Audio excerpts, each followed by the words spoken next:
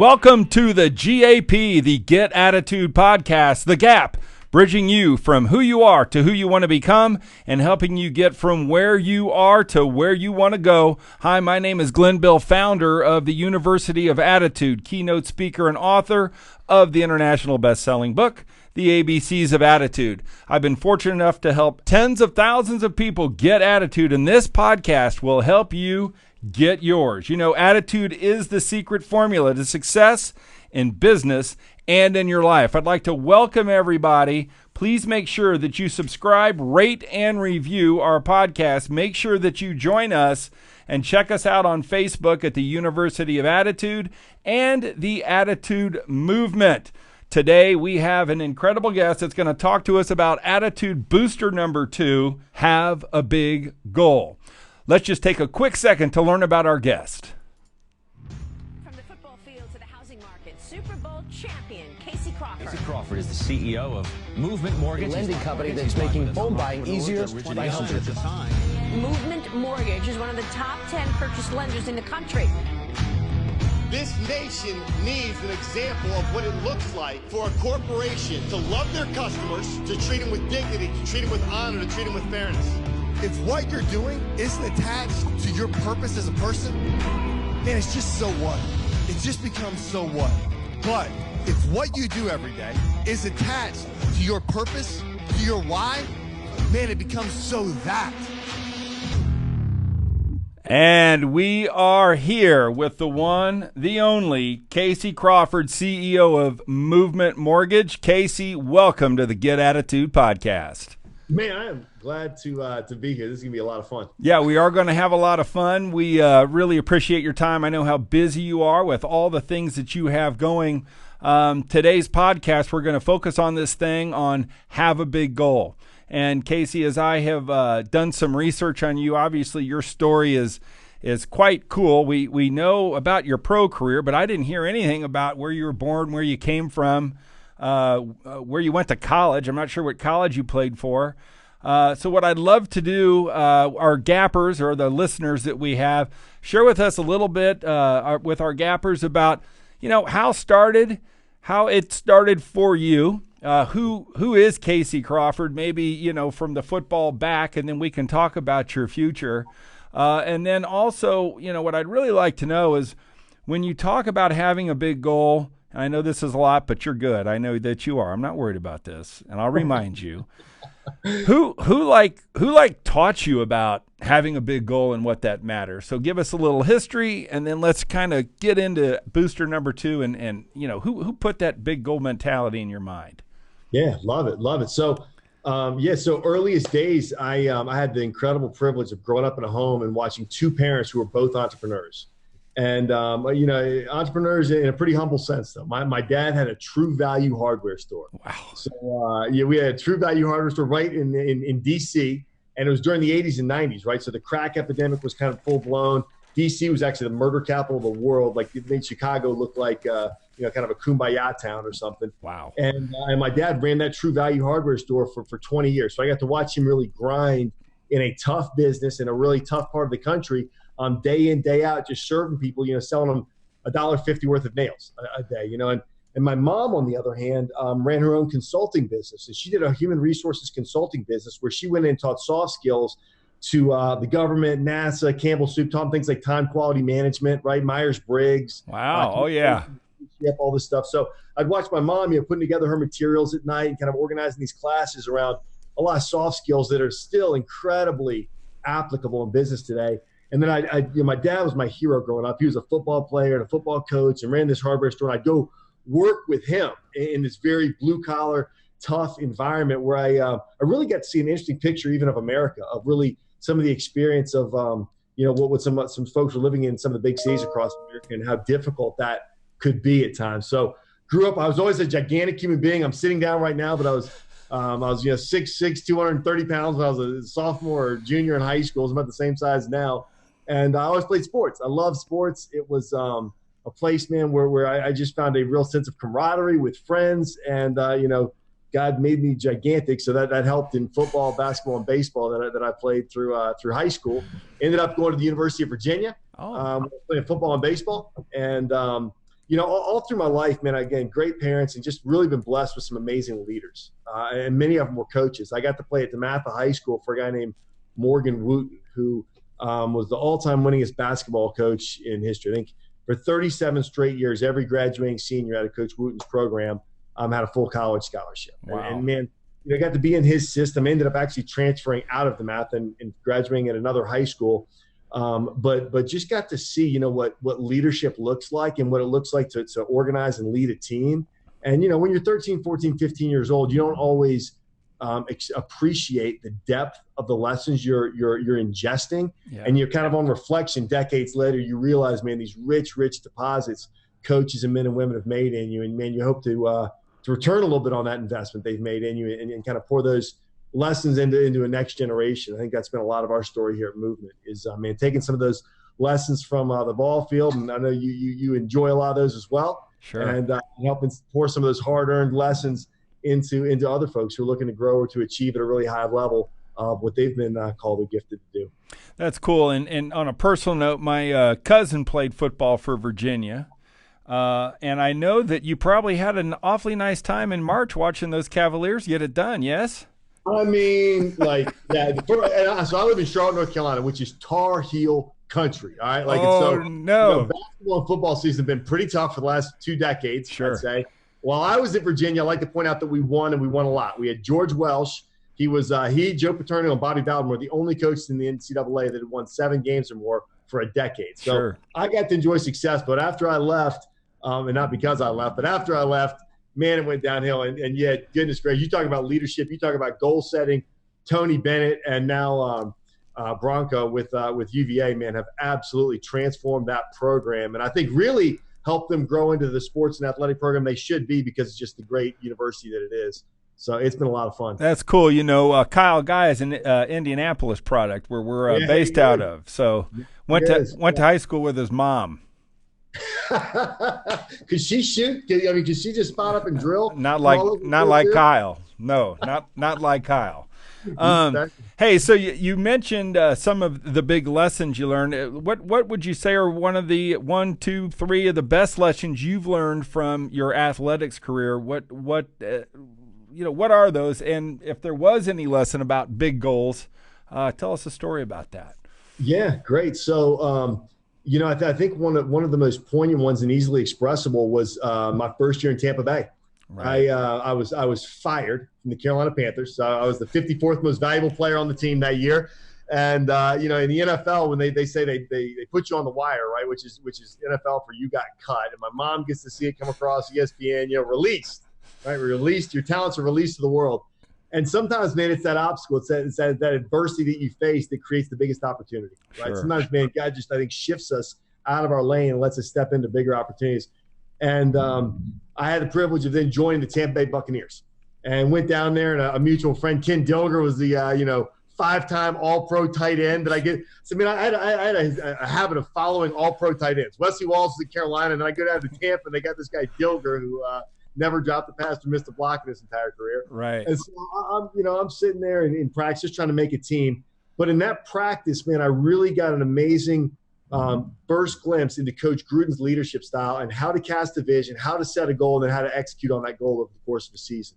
So I remember poignantly at the end of the very first practice, Coach called the whole team in. And, this was an iconic team. There was like Warren Sapp and Derek Brooks and all these all-pro legends, to be John Lynch and just great team. But they had never been able to make it to a Super Bowl. Coach was brought in there with one purpose. Tony Dungy had been the coach previously. Amazing coach, not a more respected man in the NFL. But Coach Gruden was brought in there to win a Super Bowl. At the end of that practice, he got everyone together, and he looked around. He looked in everybody's eyes and said, "Get in here. We're going to win a world championship. Nice. We're going to do it with this team, and we're going to do it this freaking year." Right. And, man, when he said that, you could kind of just see collectively everybody's chest fill up with a little more oxygen. You're starting to stand a little bit taller. And he started to cast a vision for what this team could do together that was beyond any place that they had ever gone.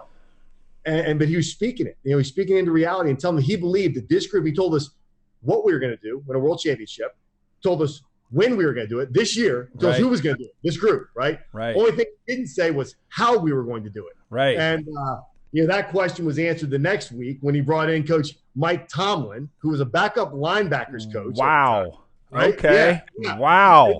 There's a whole lesson in there in that you see potential in somebody, call it out. Don't worry about their age, their experience. You see potential, you call that out. Trust talent, not experience.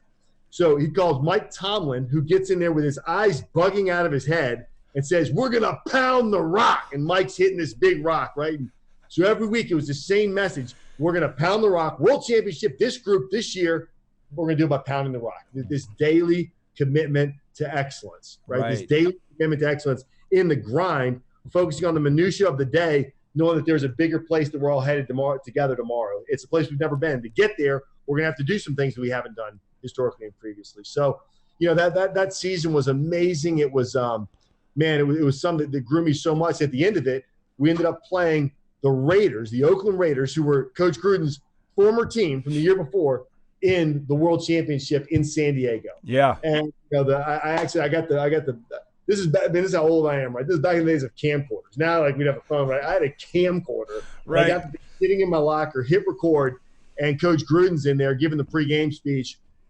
And, he says, I told you, World Championship, this group, this year, like that. And, we all go running out. And sure enough, we have one of the most lopsided victories in Super Bowl history. Yeah, the game pounded them. Right. Over at halftime. Yeah. And, man, for me, it was just this great picture of how to cast the vision, how to give people a picture of where they can go as a team that's further than they've ever gone. Then equip them with how. Tell them how we're going to do that and hold us accountable to that process. Then celebrate when you get there. So that for me was a really, really neat experience and a lesson I learned. Then tried to apply to our own business of casting a vision that was beyond some place that we each gone individually. Yeah, people always say, when the why is big enough, the how follows, right? When the vision's big enough, you don't ask how, you ask why, which I've seen you talk about. Coach Gruden, now the coach of the Raiders again. One of the guys I coached, who was our Mr. Football, is his assistant GM now. And I'm sure you've heard Gruden's story when he was like, I don't like dreams. I don't like dreams. Have you heard this? I've not, but it's sounding a He's lot like, like I don't like dreams. I don't like dreams, coach. He's like, everybody's got the same freaking dream. Everybody talks about the same freaking dream. Dreams are boring. Let me tell you what I like. I like nightmares. I like nightmares. I like ruining people's dreams. Are you with me, coach? Oh, I mean, that man could give a pregame talk like no, you can't repeat most of them. They're not or PG. I mean, I'll put it this way: we went to play the last game ever in the vet, right? Never. Tampa Bay had never won a game below 32 degrees, right? That was their curse. They couldn't win a game below 32. This whole thing. Gruden gets up and is giving us. He goes, "You guys get back to a press conference." I told him, "Man, we'll play you on the freaking Brooklyn Bridge. We'll play you on Mars. We're going to show up." And proceed to tell them all the things we were going to do to this team, right? Yes. And sure enough, man, we show up at the vet the night before the game. He showed the pregame movie we watched is the Terminator. It's that scene when Schwarzenegger, like the Terminator 1, he's coming in the police station. He's flipping the shotguns, and he's going, "This is what we're going to do to these guys tomorrow." I mean, he can't and then we had to go to bed. We had to go to bed. But the way I was like, "Coach, how are we going to sleep, man?" Like, we're just so fired up for this game in the morning. And, that man had a rare ability to motivate and to cast vision. Now, tell me, how tough was it playing in the vet, and are Philadelphia fans really as surly and rude as we all believe them to be? Yeah, they are worse than I could describe. I mean, put it this way, man. I was worth my mom's life and safety, and my wife was there. My mom, I would never have let my kids go. All right, never. And I say that we had a amazing contingent in Philly. What's up, Philly movement? They love their Eagles, and they were probably the same hooligans that were throwing all kinds of stuff on my parents. And unapologetically, they wouldn't apologize today. I don't think to my mother for having done so. So yeah, that's just the culture of Philly sports. So are you a Panther fan, or where's your allegiance go? So I grew up in D.C., right? I grew up in Washington, D.C. Redskins. Every year. Yeah, Redskins, man. My dad would take me to a DC Skins Cowboys game every year, and that was an incredibly special memory for me growing up. And I think, whoever you liked when you were 8 years old, 9 years old, you're never going to rip that kind of out of your heart. Really appreciate the teams that wrote me checks. But, those memories with my dad going to games as a boy were pretty special. That's really cool. So, you talk about having a big goal. We're going to win the world championship. That's a big goal. It's been there. So then you get there. And the one thing that, we always know and that I talk to people about is there's nothing worse than accomplishing your goal. And I'm sure this wasn't the case with you. And going, God, is that all there is? Oh, like I hit the goal, and that's all there is. I don't, I got to have more. So you are a world champion, and now football ends. What was your mindset? Because people that are listening to the Get Attitude podcast, trying to figure out who they want to become and where they want to go. There are a lot of people listening in that are starting anew, or that are considering and that are saying, I got to have some guts. I got to create new goals. I may have to start all over again. Talk to us about what you were thinking, what you were feeling, and what was your next big goal after football, if there was one. No, absolutely, man. Such a great question. Thanks for asking it. I really want to give something to your listeners here that I feel like God gave me a really unique gift. At like 24 years old, I got to stand on stage, having done really nothing to deserve this, but sometimes it's just about being around the right team, part of the right team. But, hold the Lombardi Trophy and sing "It's My Life" with Bon Jovi, okay? And my Jersey wife on my side, all right? So, as a little boy, I grew up playing, my mom and dad are there. I'm hugging my dad. We're crying. Confetti's falling down. My Jersey wife's like, I'm onto my arm. Bon Jovi's on my left. We're yelling "It's My Life" into the microphone. I mean, this is like, just shoot me now, right? 24 years old. Just I'm good. That was it. I mean, that was it. Like every dream I had, I was kind of getting fulfilled in that moment. And man, I woke up the next day and we were going to fly back to Tampa Bay to celebrate with the fans. And it's amazing. You hit all these life goals, and I don't know what a goal is. Maybe it's to close $10 million in transactions or $100 million or whatever it is. And you get there. And when you wake up in the morning, you realize you're like, I feel kind of the same. Yeah. But yes, there's a euphoria in the moment, but you wake up and life kind of goes on. Yeah. And I remember as the plane lifted off, just thinking to myself that, man, God, there's got to be more. Like there's got to be more than just this. And I realized in my mind, I just kind of started to shift. I said, man, if I'm going to invest my life, this one life that I have to live, if I'm going to invest it, I want to move from entertaining folks to really deeply impacting lives. Cool. I want to move from entertainment to impact. And because the NFL is about entertainment, it is amazing. And it's an incredible platform, and you can move and transform and inspire people. But I wasn't that uniquely gifted to be great in the NFL. Again, I had this guy, Ken Dilger, who's really frustrating. He was in front of me in the NFL, right?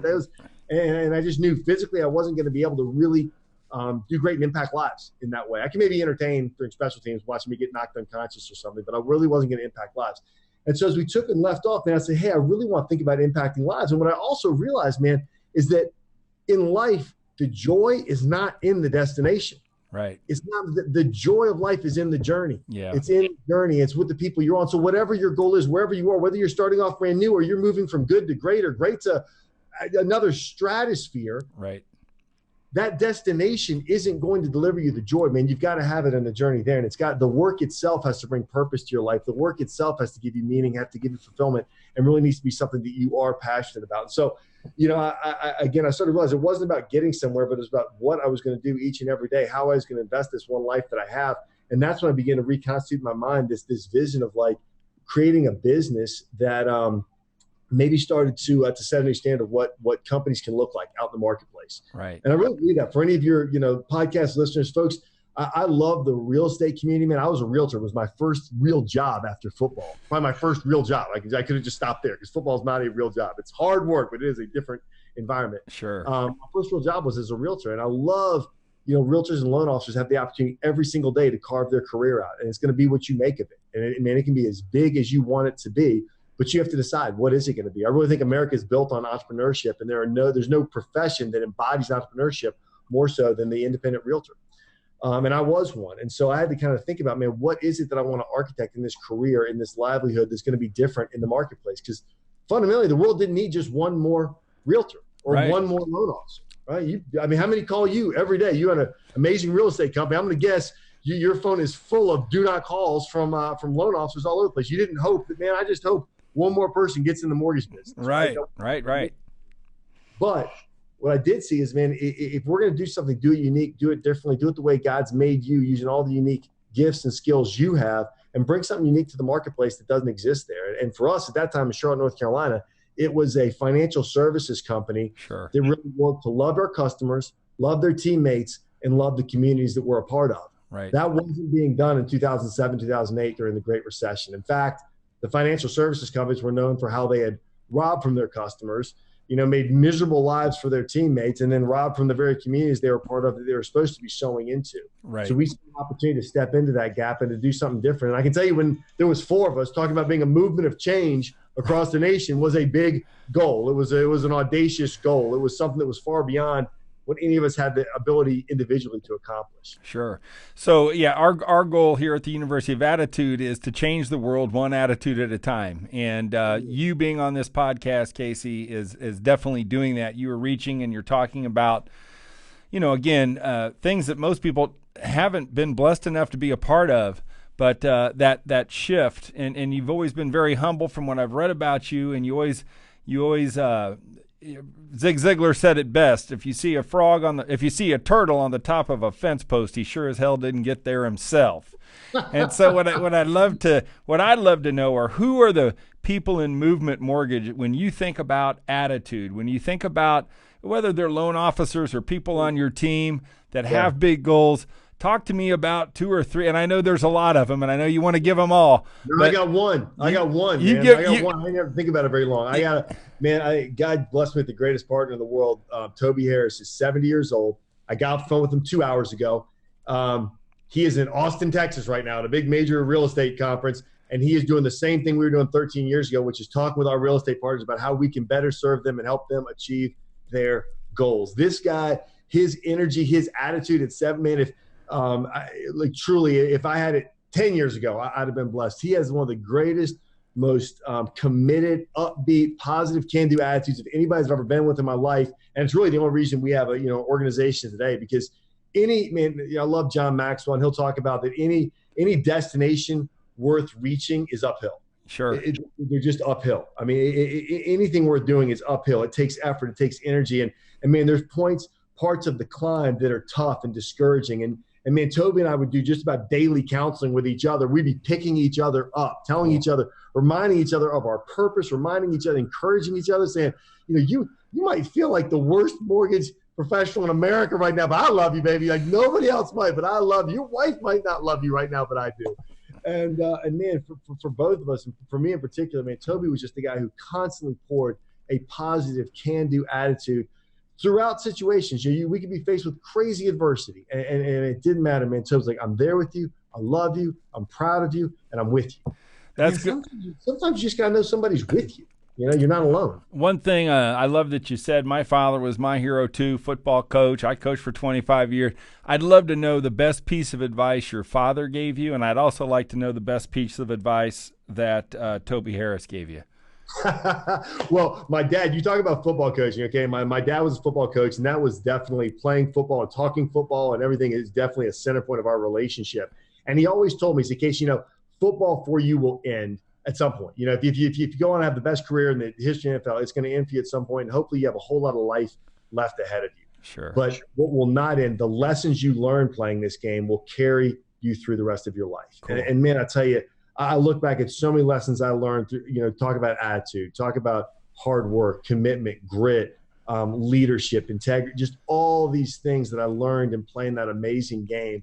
And my father, and I appreciate my father saying that, because I was able to pay attention to some of those lessons. Nice. No, hey, these weren't temporary things that were going to temporarily benefit me just for this little game. These were character traits that I need to develop to be a successful human the rest of my life. So, man, that was my dad. That's good. And I think, for the people listening, the point is whether you're a extremely great success and you're listening to The Gap, or it's because you need a kick in the ass and you're listening to The Gap, where you are right now doesn't have to be where you end up. There's always a next step, and it's never, ever too late to start something new. And I think that's really what you're communicating there, and that you don't have to keep things the same, and you can do it. Tell me, Toby Harris, does he got a line? He's got to have a one-liner. If he's 70 years old, been doing this, he's got to have something that he always says that's got to be brilliant. I mean, Toby is so full of one-liners, man. Like picking one is going to be a not challenge. To put you on the spot, I'm sorry, but no, man. I wish I could just give you. I'll tell you one thing Toby always does, and one thing I really love about him. One thing, Toby, when we end the phone call, and this is me, and there's 1,000 other men and women that have the story. Before Toby hangs up the phone, he goes, "Hey, partner, I want you to know I love you. I want you to know I love you. Yeah. And so to me, and it's funny, man, there's so many people I think that think they're the only ones that he says that to, and he means it. He means it. But man, what an encouraging thing to hear from a partner, from a person, just to say to you before they hang up the phone, I want you to know I love you. And man, just having like a man in the 70s kind of tell me that for a decade, every time we'd hang up the phone. Again, man, you talk about an attitude, talk about an encouragement, you talk about a place of strength. Right. If you don't have someone in your life that's saying that to you, man, be that for someone else. Sure. Right? Be that for someone else. He's got me in the habit of saying it to other people that I'm in a relationship with because I know how good it felt for me to hear it. So I'm trying to give that to others now. Let's talk about the love of your life. Obviously, you got a wife. Talk to me about your family and talk to me about how she affects your attitude to the positive. And this is a hot one here. This is a hot take topic. Yeah. So I married Michelle. I married Rocco Vizuzzo's oldest daughter. Oh, for the love of God. Yeah. My girl's half Cuban, half Italian, attorney from New Jersey. Oh, my mercy. Marinate on that for a second. Yeah. Yeah.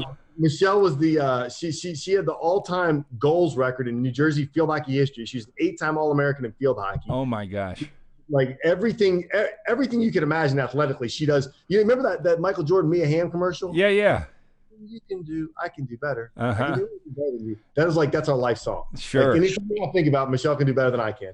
I have a feeling I may need to interview her on the Gap, bro. Oh, yeah. She all the attitude, all the energy. Which we live by that Jimmy V kind of statement. We try to laugh and cry every day. Yes. In the house. We experience the full range of emotions. And Michelle, she's been my best friend for 23 years now. We started dating in college, man. Never thought I'd be married at 22. We got married at 22. She went to law school. I started playing football. And we just started this adventure of life together as, kind of relatively kids.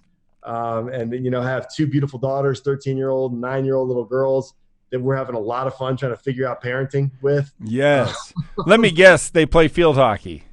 Man, listen. So that is one of the great ironies in life is that like you think like I was pretty sure like I was married. Half the deal with Mary Michelle is that I was going to be the dad of the shortstop and the starting quarterback, and like she has a way better arm than I do, man. I just knew all this.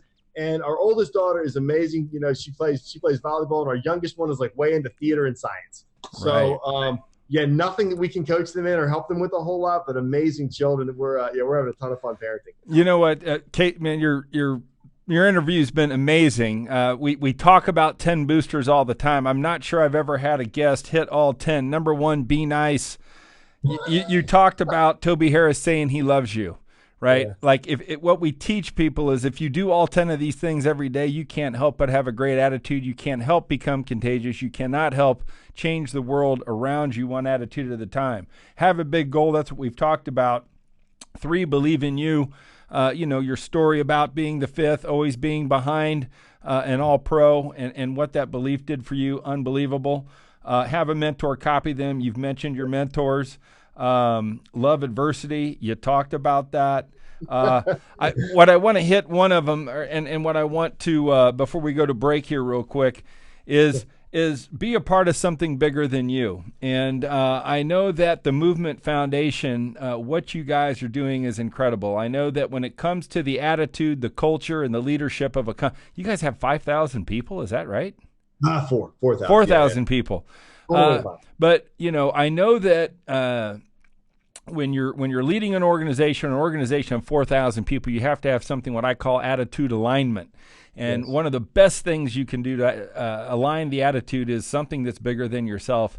Talk to us a little bit about the Movement Foundation. Let us know what our gappers could do to help the Movement Foundation. Maybe there's a website you could tell us, but give us a 2-minute commercial on what you guys are doing, what your LOs are doing, your staff is doing.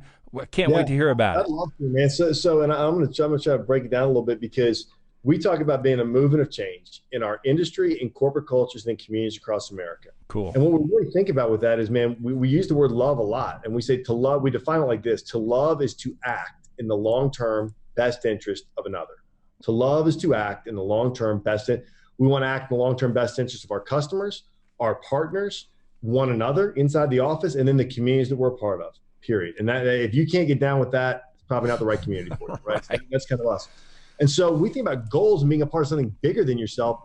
the foundation is an expression of that. That's an expression. That's how we're pouring back into the communities that we're a part of. That's loving the communities. But man, we want to be a part of something bigger than yourself, not just when we give, but when we love our customers, when we're serving our customers in their quest for home ownership. Like we have an initiative right now. We think that, we have to help increase the rate of Black home ownership in America today. Love it. It's a problem. There's a huge disparity between minority and white home ownership that we need to stand in the gap on and start to be, working towards solutions. And that's just in our industry every single day, right? We think there's a huge problem in corporate cultures across America. Right. One of the number one issues of bullying in schools is parents' job satisfaction.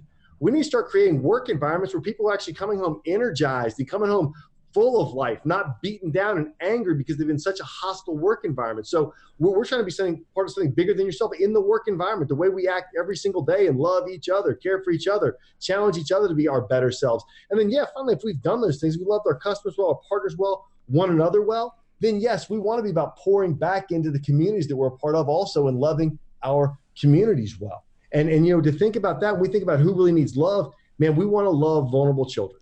We can argue about a lot of things in the United States. It's easy to find an argument, right? It's easy to find two opposing sides of an argument.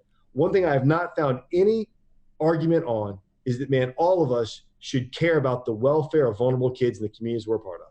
That's awesome. No one has yet had the courage to tell me that's not an important thing, right? And I'd welcome that conversation. If anyone wants to tell me, you know what, we just really shouldn't care. And so we've looked at that and said, man, how do we love the most vulnerable among us in the communities that we're a part of? And one of the institutions we think needs a lot of help is the American education system. So we've invested in building a urban-focused charter school called Movement School. About 95% of our kids are out or below the poverty line, 95% minority, and our kids in just 2 years have 4 times the academic performance of their demographic peers. Wow. We invested about $15 million to a shopping center, redevelop the school. We actually then are now building an affordable housing project with some partners on that site, and then partner with the biggest hospital system in our state to put an urban health clinic there as well. So we can synergistically bring some of the institutions that actually transform the experience of people together to serve a community that's really underserved right now, and then watch what these kids can do. Right. Watch what these kids can do actually when they're in an environment that helps them and draws them towards success. Because the amazing thing is, man, these little children are gifted and equipped, and they're valuable, and they can perform at the highest levels just like anybody's kids in any school. But they are in some really, really tough situations where they are not getting the education they need. They're in housing that's very unstable, very unsafe, creates all kinds of distractions, and they're not getting the health care they need. Right. When you solve for those things, man, sky's the limits for these kids. And we want to see these kids prove that out so that they set the bar and they start to help other children around America have a bigger vision and bigger goal for what life can and should look like. Gotcha. Right? Don't be defined by their circumstance. And that's kind of what we're trying to live into. We are now going to do our segment called Knowledge Through the Decades, where we put our guests on the spot and ask them to give the best lesson they've learned, to give the best piece of advice from certain times in their life. And the first time, obviously, is a newborn baby. And Casey, we don't even need to know when you're a newborn baby. You have 2 daughters. Tell us the best advice you have about starting life. Hey, if I'm thinking about starting life, very basically, man, I just say in life in general, be open to receive what people have to give you, right? Newborn babies, man, we love my little girls so much. And sometimes I just want them to eat. I know what's healthy for them. I just want to give it to them, or I just want to give them a nap. I just want them to go to sleep because I know what's good for them. So much in life, it laments me to look and see people that aren't willing to receive what folks want to give to them so readily. So, man, as a newborn, be ready to receive what people have to give you. That's good. Usually they do, especially bottles. Okay, Casey, I want you to think about being a little kid playing 3 sports with your old man, going to RFK. 10 years old, what's the best lesson you learned, or what's the advice Casey could give us? 10-year-old Casey, what would you give us? Oh, man, be thoughtful about your friends. Bad company corrupts good character every time. Watch who you're running with. Man. Be around great kids, great boys and girls, man, that are heading the direction you want to go in life. Yeah, boy, that lesson works for every decade, doesn't it? So you're 20. You're at the University of Virginia. You're playing ball. You're starting to think, I think I got this thing maybe figured out. Put yourself in that college. What would 20-year-old Casey give the advice to our gappers for? Oh, man, you got at 20, find some great mentors, find some great leaders, ask them questions, ask them to pour into you. I remember as a 21-year-old sitting with Jerry Richardson and then under the Panthers, asking him financial advice, always trying to look for people that knew a lot more than I did about a lot of subjects to pour into me as a young man. I'd seek out great mentors at 20. I mean, I know you haven't read the book, but you just hit Attitude Booster number 5. Have a mentor copy him or her. Well done. All right, so now, you know what, 30, you're probably about done playing football, or you are done playing football. What was the lesson at age 30, the life moment that our gappers can take and think about your lesson today? Yeah, know your why. Know your why, right? I think at 30, man, you got to start thinking about investing your life into purpose, something with purpose, something that's going to have a deep meaning for you. 20, you're going to be grinding. You're going to be grinding through your 20s. I think by 30, man, you really have an opportunity to pick your head up, understand what your unique purpose and gifting is in life, and start investing your life into that. That's awesome. And then recently 40, about 24 months ago, boy, you've done so much. You've got to look back on your life and say, you know what, I've had a pretty darn good life. At age 40, what's the profundity that hit you over the head when you went, holy crap, I'm 40? Man, I'll tell you what, if 40, maybe it's poured back out. If 30s was finding purpose and living into it, hopefully at 40s, man, you start to pour it back out. And I think that's a transition I've been through. I realize I've been able to do some really incredible things in the last 10 years. And I just want to pour out what I've learned with next generation leaders who are looking for some guidance and leadership in their own life. All right. Well, Casey, you did amazing. We started with take it all in. We ended with pour it all out. I'm telling you, bro, you're unbelievable. This is one of the most fun interviews I've done. Casey, you have so much to offer the world. Thank you for changing the world one attitude at a time. We thank you for giving us 45 minutes for our gappers. I'm sure that there are people who are listening, and if they listen intently, that your messages of hope, of caring, of love will make them feel better, will help them dedicate themselves to the way to think. And you're just outstanding. Great luck to Movement Mortgage. Unbelievable company. I hope you have continued growth, and we were just honored to have you. Thank you so much, Casey. Okay. Likewise. Love what you guys are doing. Yeah, and if I can do anything for you guys at all, man, please be sure to reach out. One thing you can take from Casey is he's a big goal guy. He's not only a big person, he's just a big goal guy, and certainly a blessed person. I just loved it when he talked about, number one, being nice and the power of telling people that you love them. I love the idea that he is doing something bigger than him. I know that we all got to listen and go, oh, my God, that guy's got a pretty incredible life, right? But what I'm going to encourage you to do is not let a person like Casey make you feel worse about yourself. What I would encourage you to do is have Casey inspire you to reach the goals that you want to have. The life that Casey lives, the accomplishments that he has had, did not come from setting small goals. It came from having a big vision and a big goal and believing in himself and all these other attitude boosters that we've talked about. What spoke most to me was the credit that he gave his mentors and the other people. And I just loved the fact that you could tell how much he loves his wife and his family.